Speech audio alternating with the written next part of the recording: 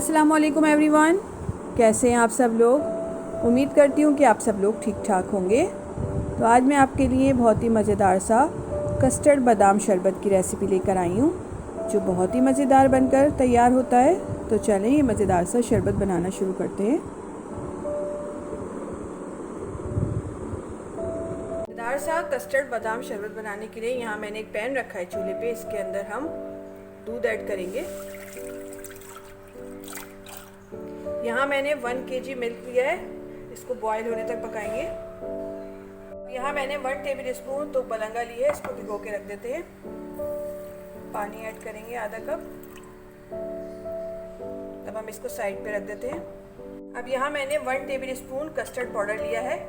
यहाँ मैं mango custard powder use कर रही हूँ, आपकी चॉइस है कि आपको जो फ्लेवर पसंद हो आप वो ले लीजिएगा। इसके अंदर थोड़ा सा पानी ऐड करेंगे, मिक्स कर लेंगे इसको।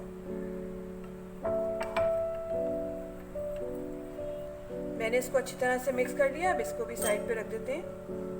अब यहाँ दूध में बॉईल आ गया है। अब हम इसके अंदर हाफ कप चीनी ऐड करेंगे। आप अपने टेस्ट के अकॉर्डिंग ऐड कर दीजिएगा। मिक्स करेंगे।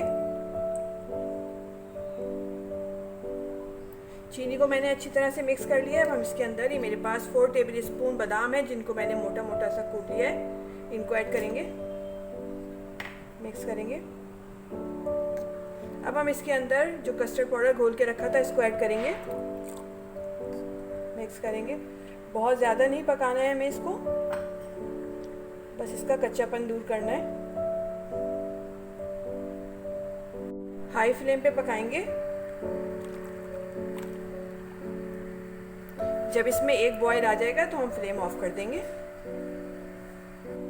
चमचा चलाते रहेंगे ताकि इसमें लम्स ना बने। ये देखिए इसमें बॉयल आ गया है। हमें इसको बहुत ज़्यादा थिक नहीं करना है। अब हम फ्लेम ऑफ कर देंगे और इसको ठंडा होने के लिए रख देंगे।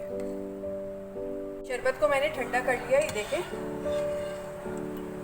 थोड़ा सा थिक हो गया है ये।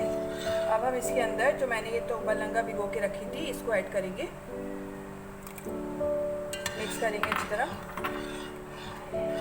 तो बलंगा ऐड करने के बाद मैंने इसको अच्छी तरह से मिक्स कर लिया। अब हम इसके अंदर आइस ऐड करेंगे। मिक्स करेंगे अच्छी तरह।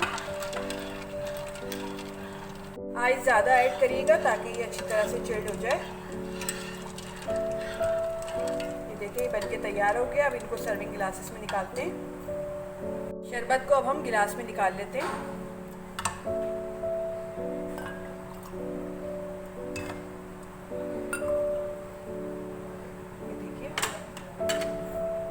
ऊपर से हम बादाम पिस्तों से गार्निश करेंगे।